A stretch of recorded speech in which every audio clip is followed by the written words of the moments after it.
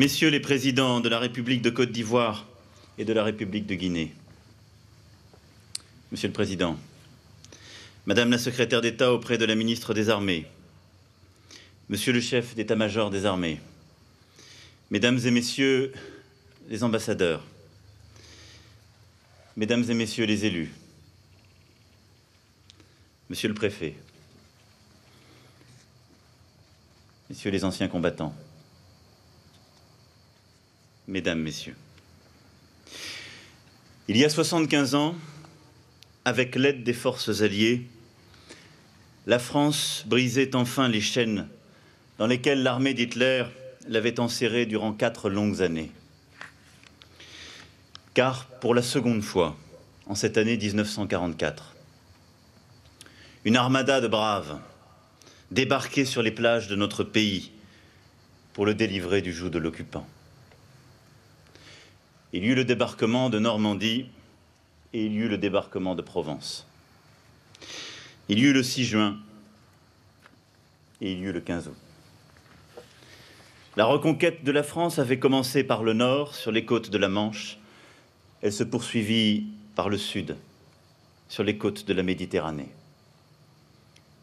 Et cette fois, nos libérateurs étaient majoritairement français. Sur les plages de Cavalère et de Saint-Raphaël, dans les villes de Toulon et de Marseille, dans les massifs des Maures et de l'Esterel, la France renouait, enfin, un fil rompu 4 ans auparavant, celui de ses valeurs et de sa grandeur. Ce n'étaient plus des groupes épars ou des détachements esseulés qui se levèrent alors. C'était une armée nationale reconstituée, une belle armée française, selon les mots du général de Lattre de Tassigny, dans toutes ses composantes, terrestres, maritimes, aériennes. Une armée d'environ 250 000 hommes, soutenue par plus de 120 000 soldats des forces alliées, britanniques, américains, canadiens et de tant d'autres nations. Une armée qui sortait enfin de l'ombre et de l'exil pour se préparer au rendez-vous de l'histoire. Après la débâcle, l'occupation et la collaboration, après l'humiliation, les assujettissements et l'infamie, la France retrouvait l'éclat de ses couleurs, celles que De Gaulle porta si haut à Londres, Brazzaville puis Alger. Le débarquement du 15 août est le 2e acte de notre libération. Après Overlord, ce fut l'opération Dragoon, le débarquement de Provence, mené sous les ordres de l'amiral américain Hewitt, puis de son compatriote le général Patch. Il permit d'ouvrir un nouveau front, de déloger les garnisons d'Hitler en les chassant du sud de la France et de ravitailler toutes les troupes alliées. Le 15 août, donc, des milliers d'hommes, guidés par la liberté, traversèrent la Méditerranée. Ils avaient embarqué en Corse et en Algérie, en Italie, à Malte. Bientôt, une armada fantastique de plusieurs centaines de bâtiments de guerre convergeait sur les rives du Var. Aux côtés de leurs alliés américains, qui débarquèrent en nombre et en force ce premier jour, les forces françaises étaient là. Des marins, des aviateurs, des soldats, fiers et déterminés. Les premiers libérateurs vinrent du ciel. Dès l'aube, des avions de guerre et des milliers de parachutistes américains et britanniques qui avaient pris leur envol quelques heures plus tôt au vibrant unisson des chants guerriers, prirent d'assaut la Provence et bloquèrent les accès aux renforts allemands. Après les airs, la mer allait bientôt charrier sur notre sol ses flots de soldats. À bord de leurs canots, 2 commandos français se faufilèrent dans la nuit pour débarquer en éclaireurs. À Théoul, les hommes du groupe naval d'assaut se heurtèrent aux champs de mines et aux tirs ennemis. Les pertes furent terribles. Mais au Cap Nègre, les hommes des commandos d'Afrique escaladèrent la façade abrupte, réduisirent au silence une batterie d'artillerie au sommet du promontoire, puis sécurisèrent l'ensemble de la zone. L'affrontement fut violent, mais la mission était accomplie. Le débarquement pouvait alors commencer. Il était 8 heures. Appuyés par la puissance de feu de la force navale, les premières vagues d'assaut déferlaient sur Alpha, Delta, Camel, les plages de l'opération. Le soir même, 100 000 soldats, notamment américains, avaient déjà pris pied sur le sol provençal. La libération du sud de la France était en marche. Le lendemain, l'armée B, qui sera bientôt rebaptisée Première Armée française, entrait en scène. Des milliers d'hommes, au parcours si divers et aux destinées si différentes, dans la guerre comme dans la vie, dans une fraternité d'armes et dans une fraternité d'âme, partageaient un même idéal et un même courage. Abnégation, bravoure, panache. Cette armée était à l'image de son chef, Jean de Lattre de Tassigny. Ce Vendéen, fait de la même trempe que son voisin Clémenceau, était un combattant de Verdun et du chemin des Dames. En novembre 1942, il avait suivi le seul chemin qui vaille, celui de l'honneur, et gagna Alger pour prendre le commandement de cette première armée française.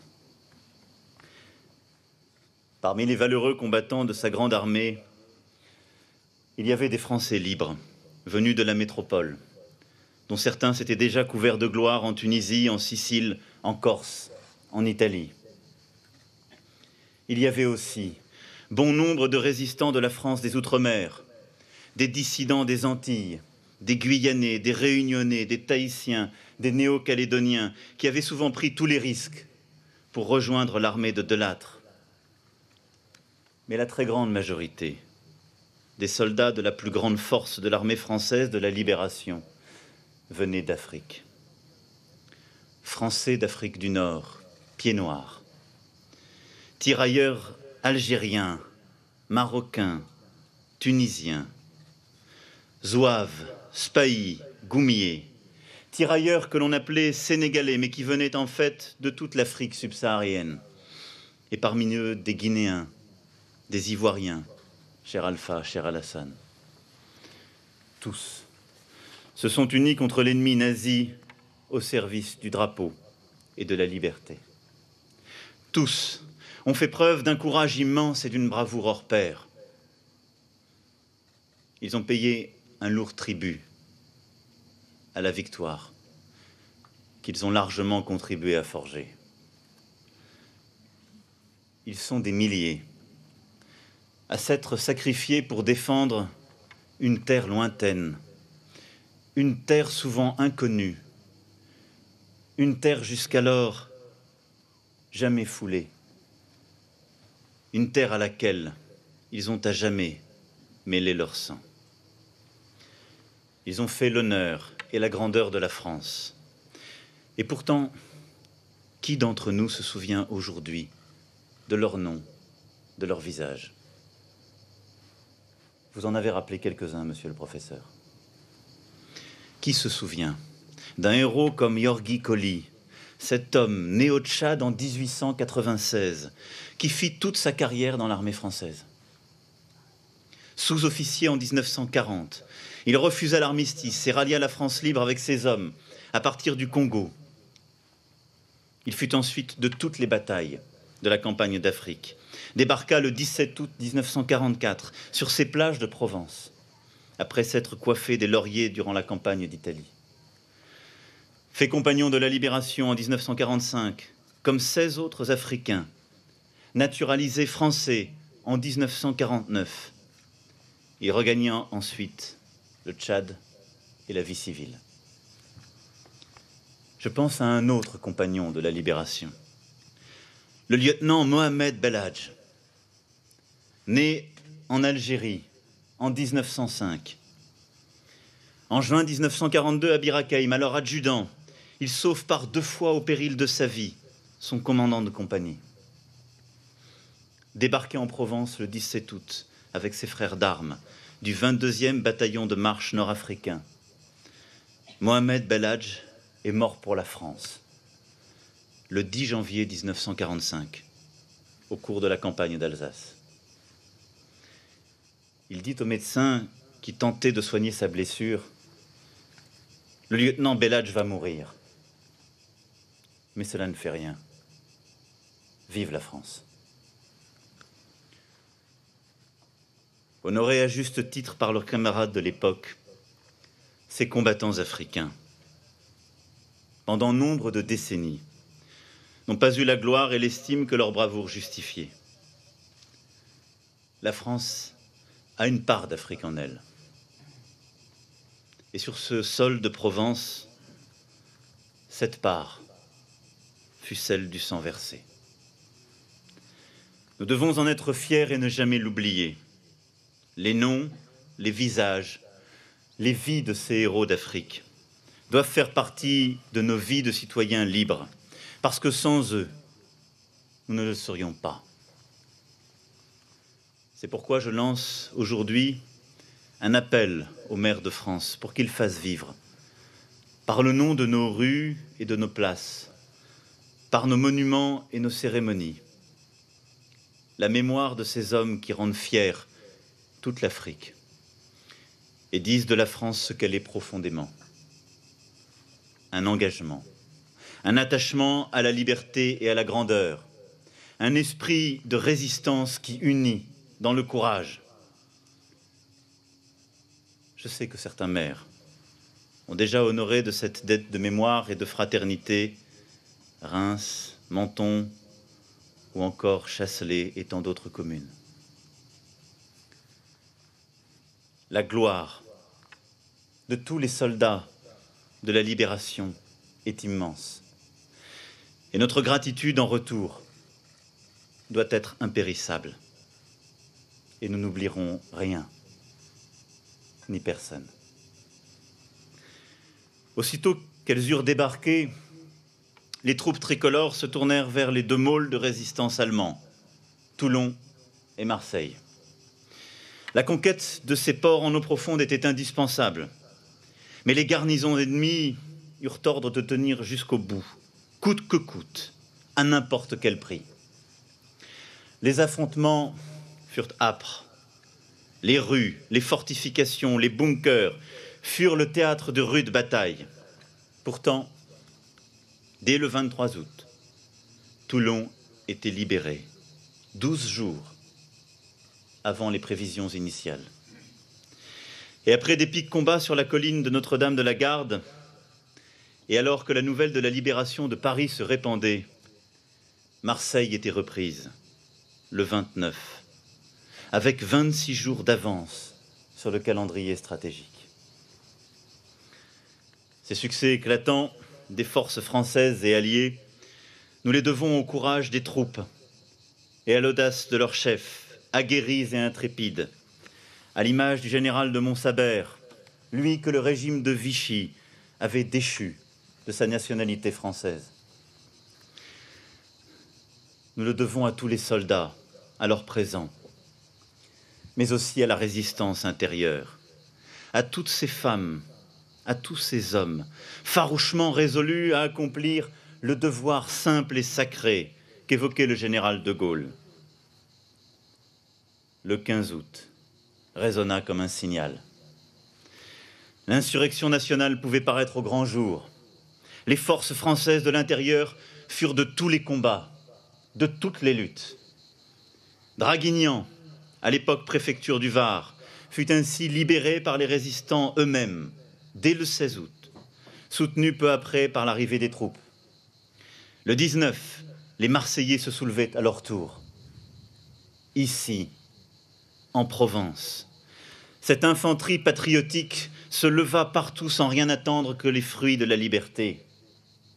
En maints endroits, elle balisa le chemin des armées de la libération, accompagna l'armée régulière avant souvent de la rejoindre. Par le sang versé, la résistance a reconduit le pacte séculaire de la France avec la liberté. Nous savons leur grandeur, mais nous ne trouverons jamais assez de mots ou des mots assez puissants pour leur dire notre gratitude d'avoir ainsi continué à se battre pour que vivent nos valeurs. Pas de mots assez forts pour dire ces années de combat, parfois de doute, de ceux qui, dans cette région numéro 2, ont pris parfois tous les risques, comme le capitaine Alexandre, un certain René Char, et tant de compagnons d'armes. Grâce à ces forces conjuguées, moins d'un mois après le débarquement du 15 août, l'armée du général Delattre a rejoint celle du général Leclerc, le 12 septembre, en Bourgogne, dans une émotion indescriptible. L'étau se refermait. L'occupant était acculé hors de France. Après Toulon, Paris avait été libéré, puis Marseille, puis Lyon.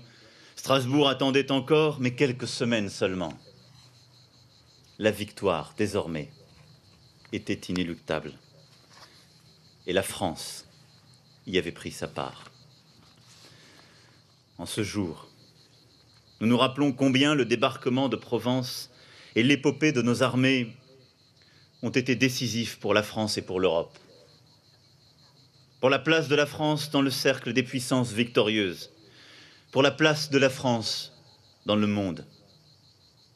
C'est une page cruciale de notre histoire, car ce fut plus qu'un sursaut, une résurrection. En 1944 et en 1945, la France redevenait la France. Elle recouvrait sa liberté et sa souveraineté. Elle renouait avec ses valeurs et avec ses vertus. Vétérans, anciens combattants, anciens résistants, soldats de la libération, je veux vous dire ici, en ce jour, à nouveau, la reconnaissance de la nation. Vous avez redonné à notre pays sa liberté et sa dignité. Vous avez redonné ses couleurs à notre drapeau et sa devise à notre peuple. Votre engagement suprême est notre héritage. Il nous revient de le préserver, de le transmettre, de le faire fructifier. Contre tous les obscurantismes, contre l'ignorance, contre l'oubli aussi. Dire, raconter, se souvenir, agir à notre tour. Pour que cette histoire trop peu connue de nos concitoyens prenne toute sa place dans nos mémoires et dans nos cœurs, à la juste mesure du sang versé. Pour rappeler aussi que cette liberté est venue de la Méditerranée, par les Français, les Alliés, les combattants d'Afrique, unis dans l'amour de la liberté et de notre patrie. Car tel est le vrai visage de notre Méditerranée. Chère jeunesse de France, votre participation à cette cérémonie vous engage, car désormais, vous savez, vous avez vu. Cela fait de vous non pas seulement les héritiers naturels, mais encore les émissaires de cette histoire. Car celle-ci vous honore mais vous oblige également. Vous devez la porter, en réaliser les promesses et en mesurer la dette. Nous ne vivrions pas libres sans tous ces héros. Les résistants de Londres, les résistants de l'ombre, les soldats du 6 juin et ceux du 15 août, qui pour certains sont là, devant vous, devant nous, et qui toujours doivent vivre en nous. c'est en ne cédant rien de ce qu'ils ont conquis, eux qui ont contribué à faire de la France une nation libre et souveraine, que nous serons dignes de leur combat. C'est en n'oubliant rien des sacrifices qu'ils ont consentis pour que triomphent nos valeurs, que nous les transmettrons à notre tour aux générations futures. Et c'est à la lumière de la flamme qu'ils ont fait jaillir dans la nuit noire qu'a traversé notre pays que nous nous devons, à notre tour, d'éclairer le chemin de notre avenir. Merci. Merci. Vive la République! Vive la France!